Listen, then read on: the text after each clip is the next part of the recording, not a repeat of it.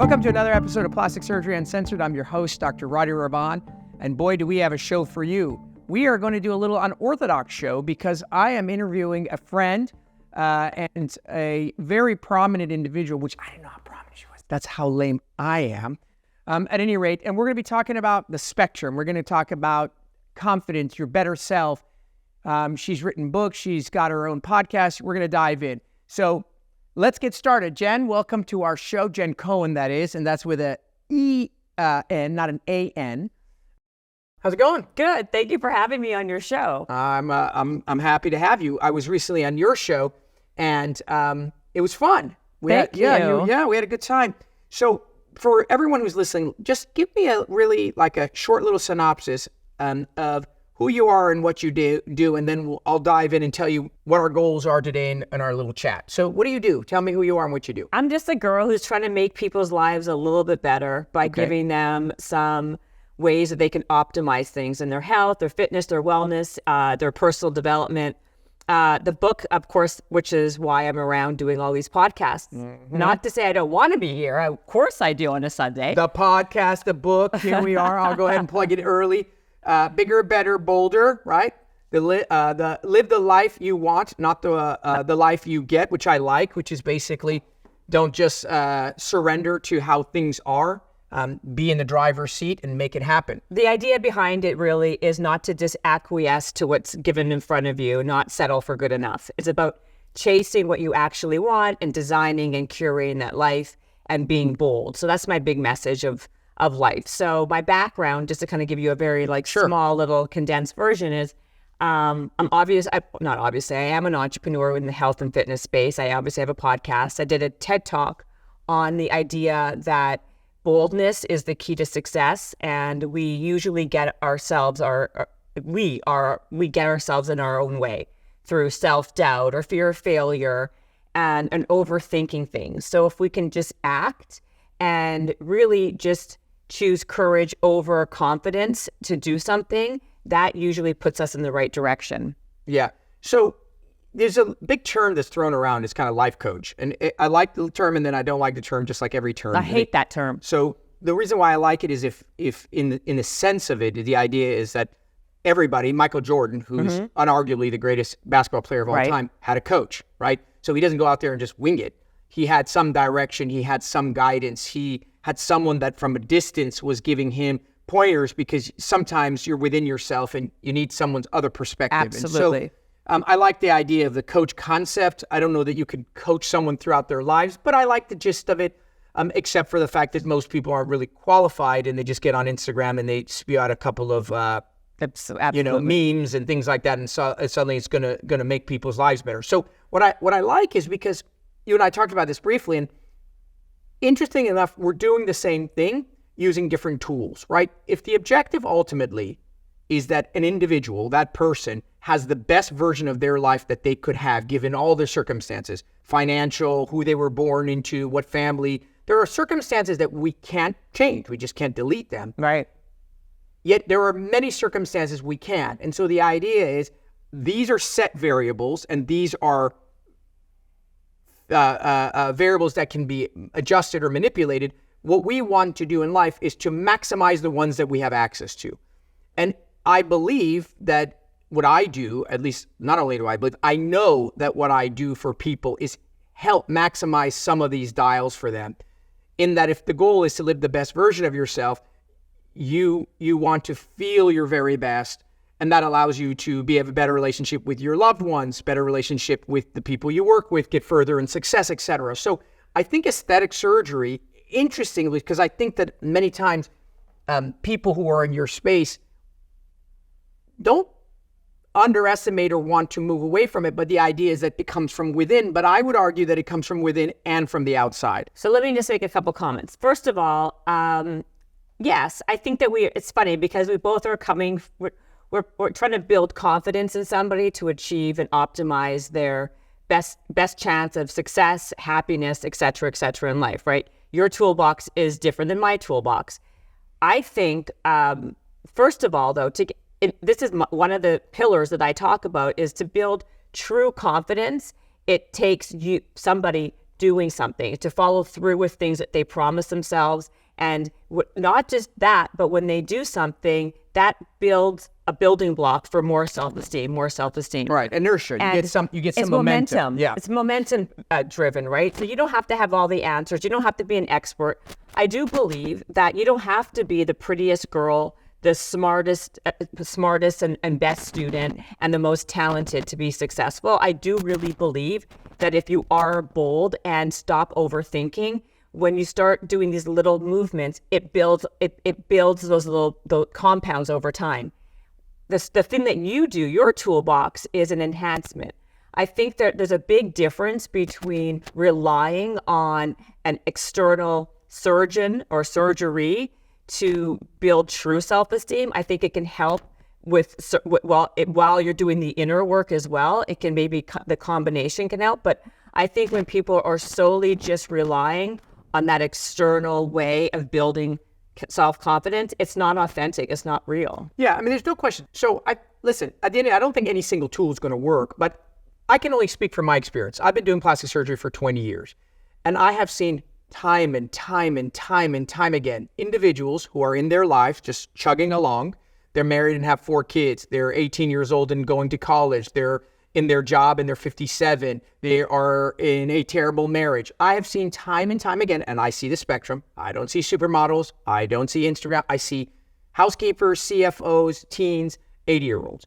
And I cannot tell you the number of individuals who, while they may have come to seek aesthetic change, the end result of the aesthetic change is a profound improvement in their self-confidence that if we were to study, I think we would be shocked as to, wait, your nose looked that way, your nose looks this way, and all of a sudden, you're this whole new person. So true, I don't think that sheer aesthetics, we refer to it as vanity, alone can alter a person's life without any inner work. But interestingly enough, what we're looking for in many instances is a catalyst being a starting point. And while the starting point may very well be internal work, the catalyst in many instances is aesthetic work. And I can tell you, I'll give you an example. I have 3 nieces.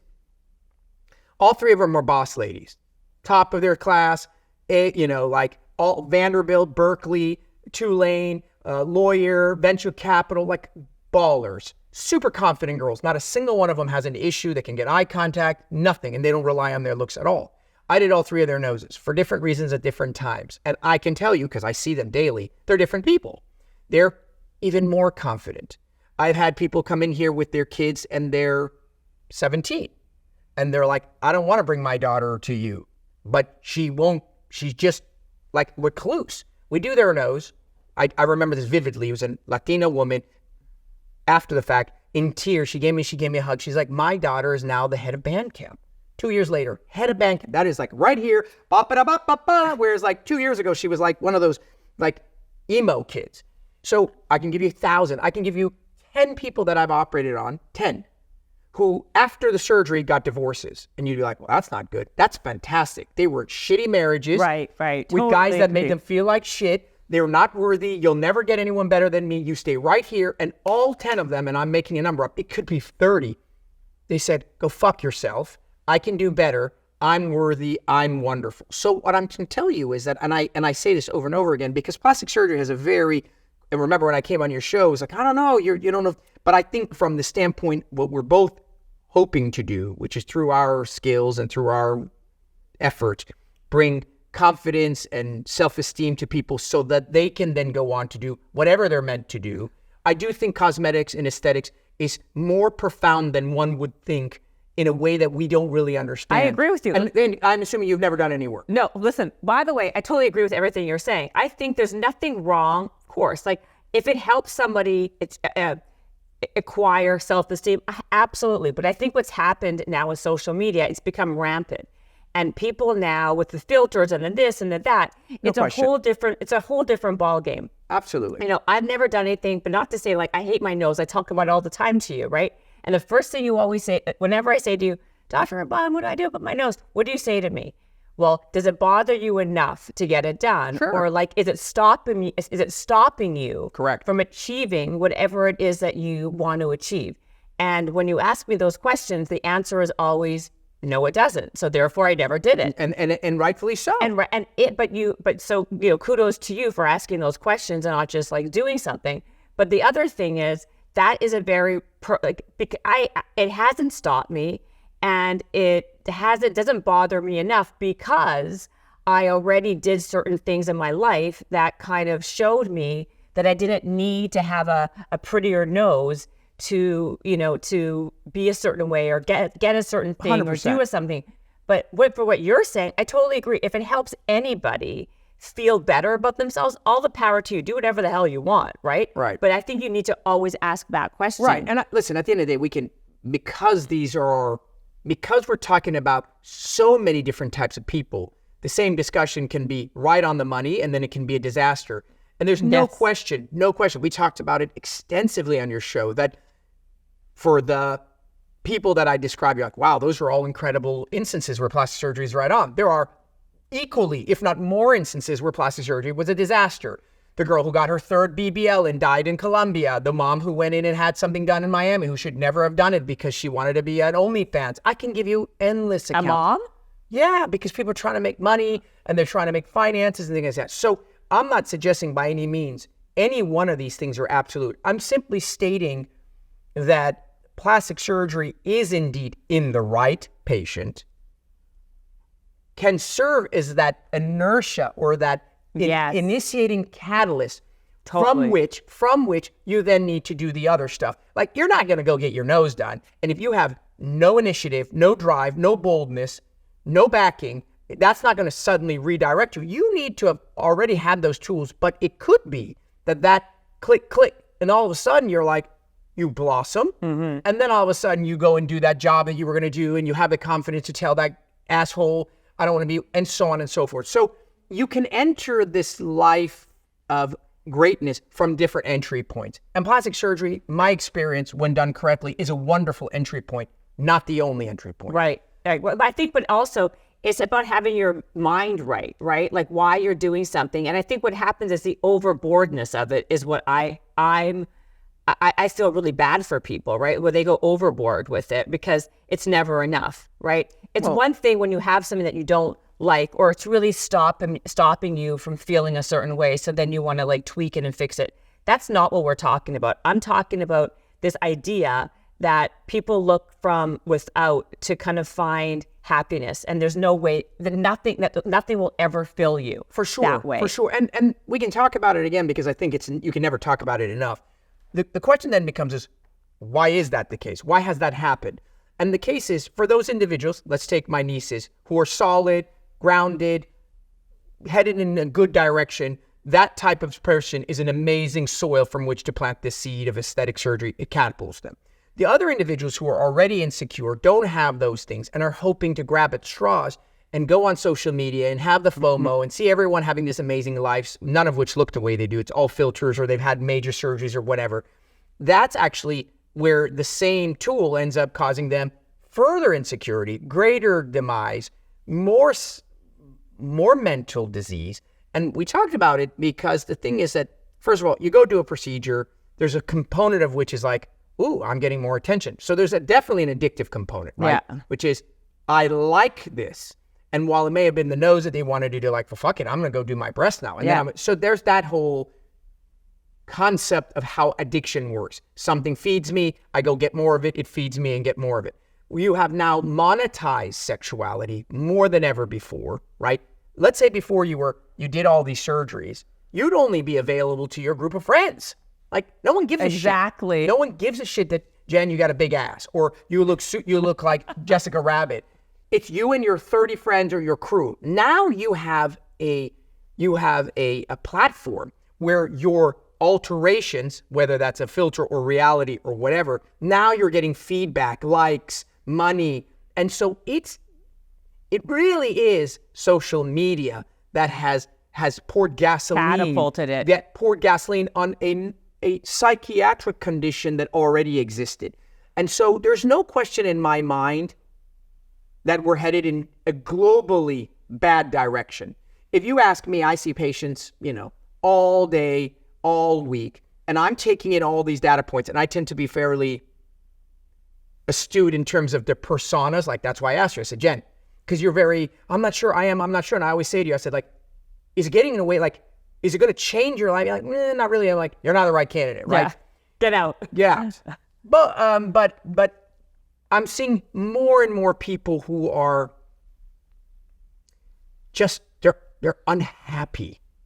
And they're really unhappy because Can I interject for 1 second? I think a lot of this is because of dopamine, right? Because now we're so, as a culture and as a society, we're very addicted to dopamine hits over and over and over again. There's no such thing as delayed gratification. Everything is now and now and now. And I guess you haven't read the book. We talked about this earlier, but there's a book called The Molecule More, and it's about this idea that when we're in a place where you constantly need a new dopamine hit. Sure. And the things that you need a hit from are the things that you want, not the things that you need. So like, for example, if you are craving, you really want that cheeseburger, but you know you shouldn't have it. The first bite's amazing, but the rest of the bites are like really, really bad, right? And you feel terrible. And so what happens is, so I think that's what's happening. It's a microcosm for like what's happening on social media. We constantly want to have a hit of something. So we're turning to the wrong things that are actually like putting us down a bad rabbit hole of negativity, depression, anxiety. And I think a lot of times with that, we're constantly staring at ourselves now in a lens that's not even real. Yeah. And so that dopamine hit is, let me go to a plastic surgeon and let me get this fix and that fix, which that is not what you even want, or it's going to actually take you down a bad hole of not doing the things that you need. Yeah. And the other thing is that you said earlier is now everybody and their dog is a life coach or some kind of motivational coach on social media spewing out stuff. You have the bigger problem with what we have now is discernment. No one has any discernment from where they're getting advice from, where they're finding, seeking happiness What do you and mean? confidence. A blue check mark doesn't mean anything? You mean if I don't have could buy one now. 300,000 followers, 400 million likes? And to add to that, I think the second biggest issue, and there's so many of these things, it's like the perfect storm of like adding gasoline, then throwing a flame torch. It's like, and then bringing a shit ton of wood in. It's like everything is gone.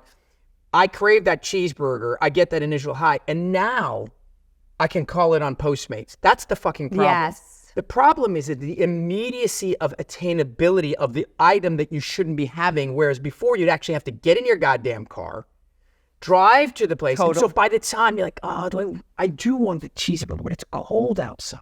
I don't want to find parking. And boom, that was enough time for you to not do it. Now you literally, by the time you thought it's already in transit. So true. The guy made the burger upon conception. You're like, I want a burger. It's being cooked. So let's take a quick break. Let's come back. Let's continue chatting about this because I think plastic surgery is definitely in the center, in the crux of our culture. And it's part of the driving force of a lot of what's going on in our culture in terms of unhappiness, sadness, inability to become excellent, delayed gratification versus immediate acceptance. So let's take a quick break. We'll be right back with the second half of Plastic Surgery Uncensored. All right, welcome to the second half of Plastic Surgery Uncensored. We're doing a really interesting conversation because I think this is like where the two oceans collide and they come together because there's so much similarity in so many differences and there's so much polarity. And I think plastic surgery is really fascinating. This is why I think it's important. Here you are, an individual who's the very center of what you're doing is trying to guide individuals to have the very best version of themselves through confidence, boldness, activation, and doing. Many times on the surface, that seems very anti-plastic surgery, which is you're sticking a Band-Aid on it. Like, you're not any better than you were if you have this mask on your face. You're still the same person under the mask.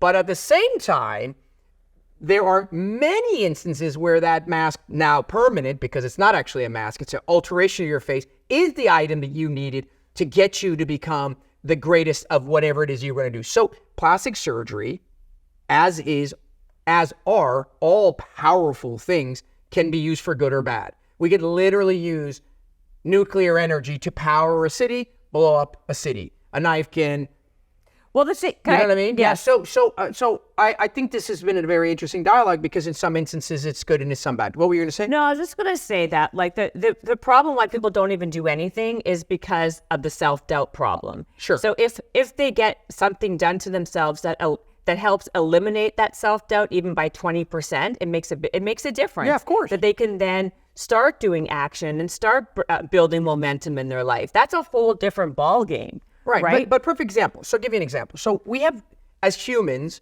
we have different goals.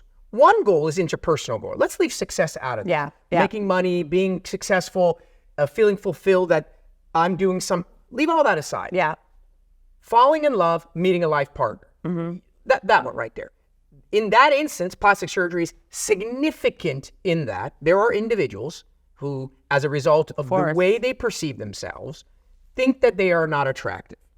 It is completely self-driven, self-conversation, self-doubting.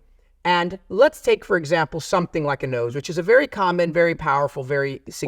Why are you bringing up the nose, Dr. Raban? I'm bringing it because here you are married and have kids, and for you it didn't matter. Yeah. And for someone else, forget about married and kids. I'll tell you something. Whenever I said that to me, who cares about the married kids? It didn't stop me in my entire life from dating the best guys, going out on great dates. So I said, married.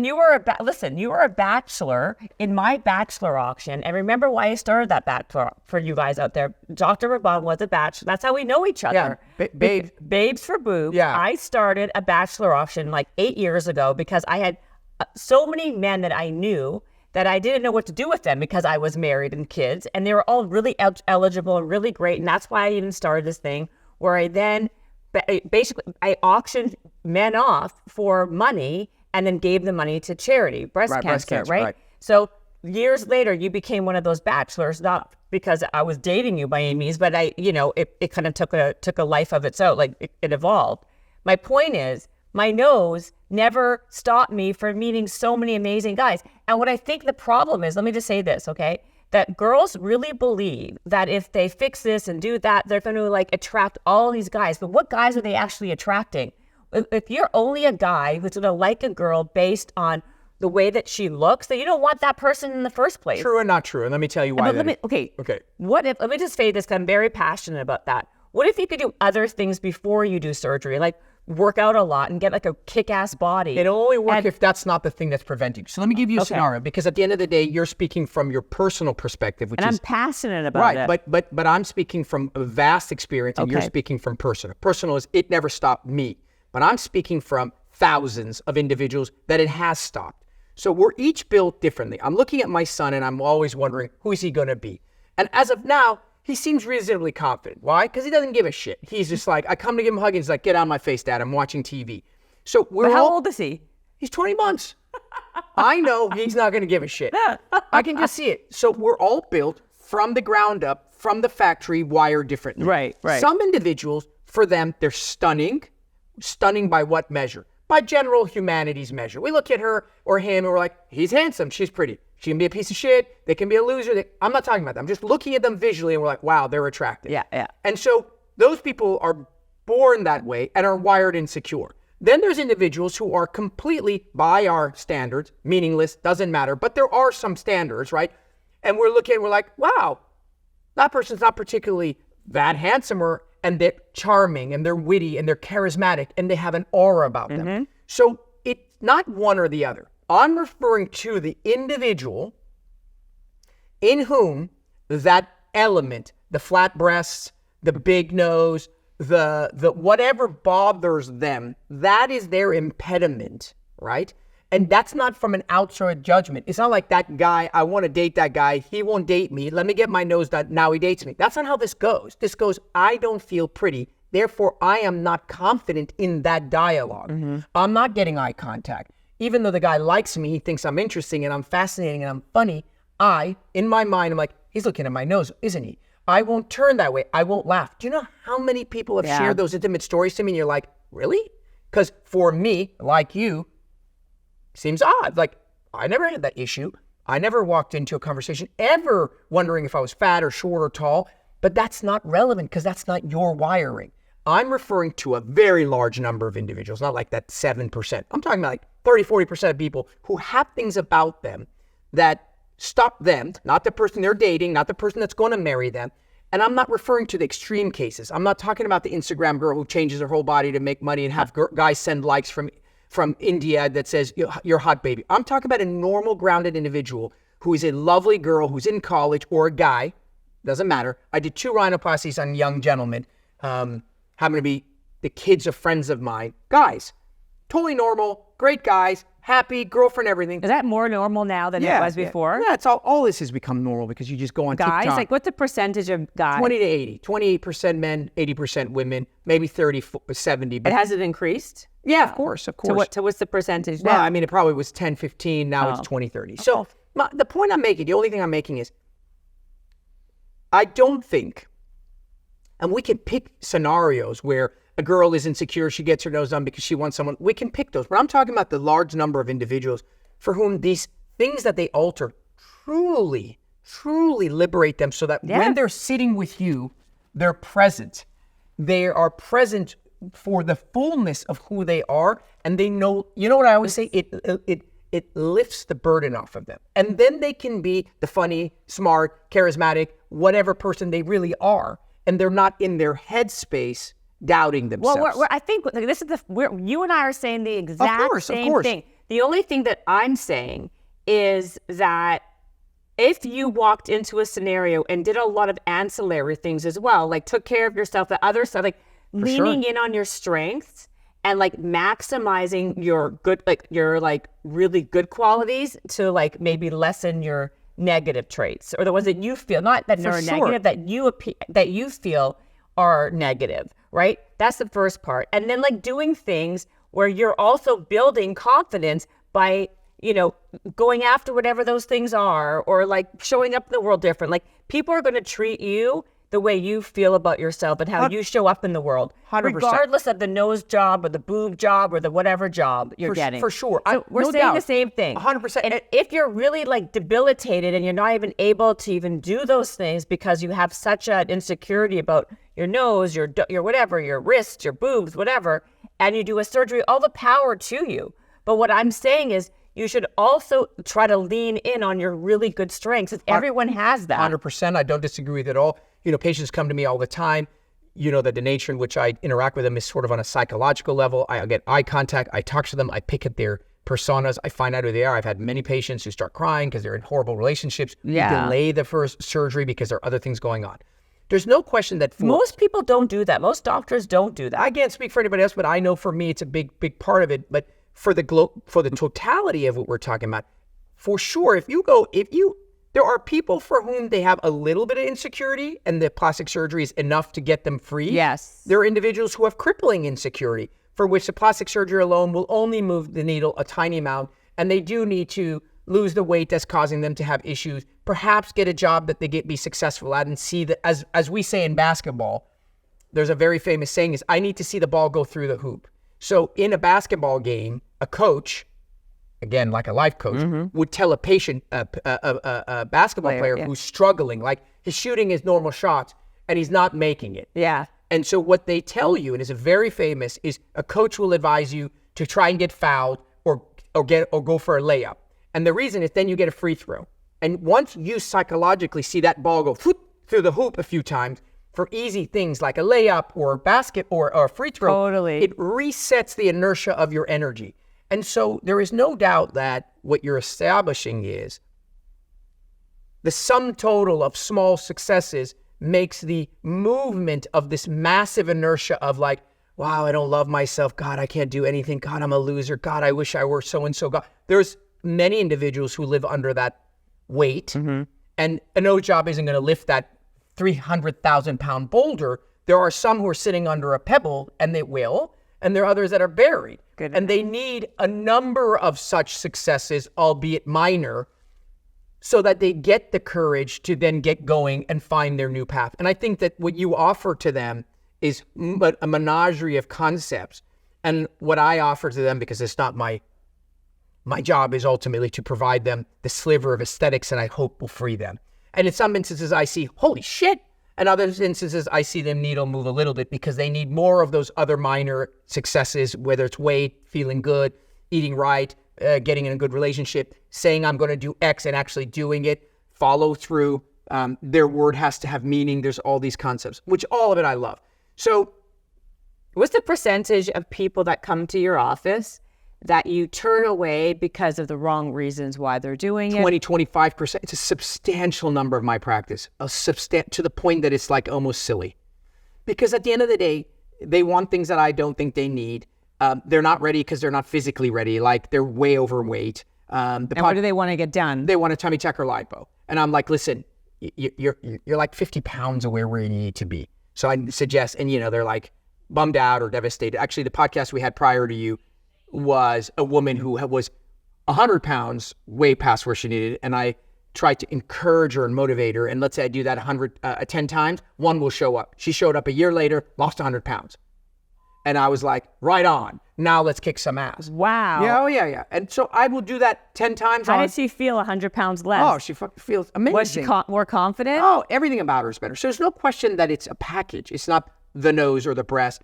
It's the weight loss. It's the energy. I feel good. I wake up feeling mentally clearer, right? Because for 100%. Right. Focus, so all those attention. things that you're saying. So I would say, I'm curious for this woman. Did she then want to get her skin cut? Yeah, we did a whole mommy makeover on her, and she did amazing. And she looks stunning, and she's in a bikini somewhere. She sent me a photo, and she looks amazing. So that to me is a beautiful story. That's a different thing. Someone lost all that weight. Now they're getting a surgery to fix them up from all that skin. See, to me, that's a beautiful reason. But all the that's people, amazing. all the Good for people I her. operate on have a good reason, or I ought not operate on them.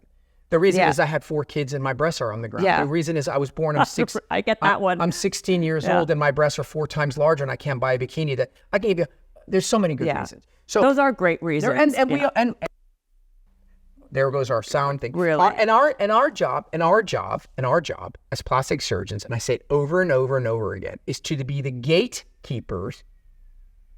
Gatekeeper means I choose. You get in, you don't get in, rather than the person who just lets you in. Everyone, just show me your ticket and get in. Yeah. It's our responsibility to ask and figure out if you are a bad candidate, not just because you showed up, I can do it. Can I ask you a question? Yeah. Why is there no regulation on that? Because it's an internal barometer. The fact of the matter is that if you came at 300 pounds, I could operate on you, and then you'd have a mediocre result. Who's going to judge? Who's the person that says she doesn't look good enough? She should have lost weight. It's all subjective. You're a professional, and you should know better. So anyway, this is the book. I'll tell you, I have a little bit of dyslexia, so I don't read books, but I'm sure it's a great one. You can listen to it on audio. Yeah, I'll listen to it from 2 a.m. to 5 when I have my free time. Bigger, better, bolder, right? Yeah. Live the life you want, not the life you get. I love that. It is actually a very similar to the motto we try to embed in our patients who get cosmetic surgery or aesthetic surgery, because at the end of the day, our number one goal together is for the betterment of people in the best direction that they ultimately be. So thank you for being on our show. Thank you for having me. It was fun as it was the last time.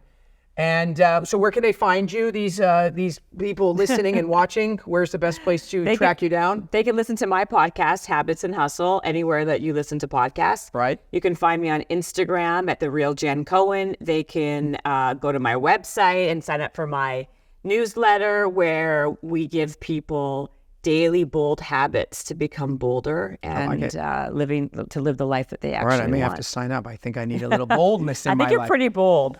All right, well, don't tell that to my wife. She thinks I'm overly bold. Anyway, so that wraps up yet another episode of Plastic Surgery Uncensored. We always enjoy having you listen and perhaps watch our show. As always, my exiting 2 comments. Number 1, if you can, share this with people you love. You never know who's going to go and do something and you're like, God, I wish they had listened to that show, so send it. And the other is help us. Write something positive. We live in a world full of negativity. So if you like the show, you find it entertaining, interesting, informative, go write something nice. There's a lot of people who put the show together that'd like to hear some nice comments, all right? Until next time, I'm your host, Dr. Roddy Raban, signing off on Plastic Surgery Uncensored.